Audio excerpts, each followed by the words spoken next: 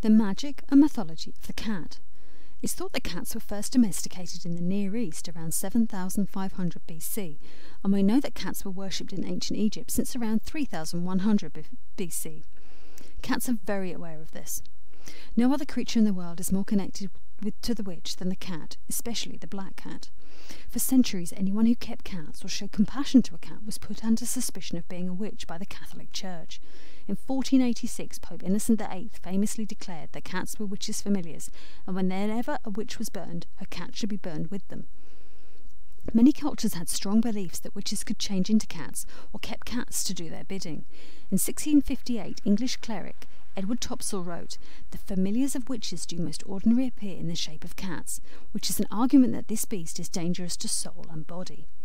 For years, people would avoid talking near cats, lest it report back what they had said to the local witch. The phrase, "Has the cat got your tongue?" alludes to the belief that witches could have their cats steal the tongues of their victims to stop them from reporting the witch to the authorities. In 1162, the Scottish witch Isabel Gowdy confessed to taking on the shape of a cat with the help of this magical incantation.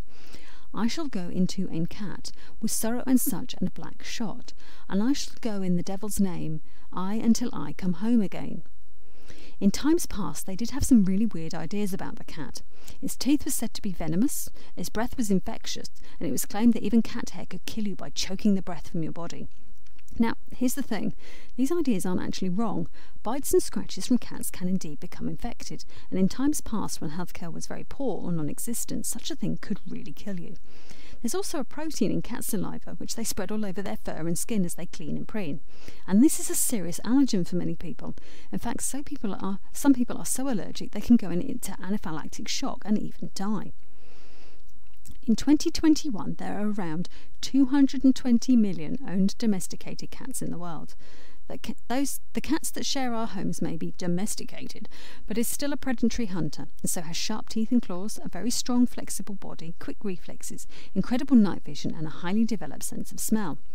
For centuries, cats were deemed to be great protectors of the hearth, which they loved to curl up by, and the home, for they killed and ate the rodents that would otherwise plague the pantry or grain store. Because of their protective power, cats, dead or alive, were frequently walled up in buildings. Some were even mummified first. So if you want to call on the cat for protection or for help in protection spells, there's no need to do anything so cruel. You can just work with your live cat, cat ornaments or charms, an image of a cat, or simply its energy in your magical practice. There's also a widespread belief that cats can protect the home from negative energies and malevolent ghosts, although they do seem to be quite happy to interact with the more pleasant ones, as they sometimes seem to be staring at, purring at, or pawing at nothing. Cats were said to enable the witches to see and interact with ghosts, ancestors, and all kinds of spirits. They were even said to be able to see the future, so cats have long been called upon for their assistance in divination, prophecy, and magic, particularly dark magic. Many modern witches who keep cats find their cats are very drawn to their magical workings, their sacred space, and their courts of the craft. Cats are claimed to be particularly good at predicting the weather. If a cat spends the day staring out of the window, rain is on the way. A cat sneezing is supposed to indicate a thunderstorm, while a cat grooming its fur against the grain predicted either snow or hail. The odd British phrase, raining cats and dogs, may be some mostly forgotten remnant of cat-related weather lore. Cats can also predict death and misfortune. If a black cat crosses your path at night under the light of the moon, it portended death by plague. If a black cat clambers onto a sick person's bed, that person will soon die. Yet cats were also associated with good fortune too. A black cat crossing your path brings luck, as does a cat sneezing or a cat turning up at a wedding. Stroking a black cat brings you wealth and good health. In Japan, the maneki neko is the figure of a cat that is believed to bring good fortune. Although traditionally white, these figures now come in a vast array of colours, with each colour bringing a certain kind of luck. For more on this, please check out my video on good luck charms. The link is in the description. As well as witches, cats are associated with the fairies. The Celts told stories of giant monstrous fairy cats called the cat-she, who ravaged the countryside and often dwelt in fairy mounds. The Celts also believed that staring into the eyes of a cat will allow you to see fairies. Has anyone tried that? How did it work? As the cat's eyes can rapidly contract or dilate depending on the light, the cat became a creature of the moon, which also waxes and wanes. This is why so many of the deities associated with the cat are also moon deities. The most famous cat goddess is Bastet, the cat-headed Egyptian goddess of the sun, moon, fertility, after all cats can produce a lot of kittens, and of protection against illness. The Scottish hag of winter, the Cailleach, and the Welsh Cerridwen, both of whom are associated with magic and witchcraft, are said to be able to transform themselves into cats.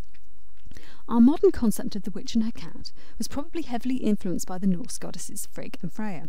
These two may in fact be aspects of the same goddess, or they could be completely different ones.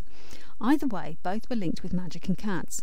In Schleswig Cathedral in Germany there are images of two women thought to be Frigg and Freya. Frigg is depicted as riding a distaff, which resembles the more modern broom, and Freya is shown as riding a giant cat.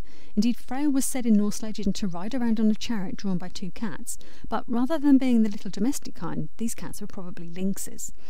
Cats are invoked for spells involving protection, luck, fertility and healing, flexibility, magic, fortune-telling, to enhance the senses, moon magic, contacting the spirit realm, or when seeking or hunting for something, say in terms of research or for bargains, because of their predatory instincts.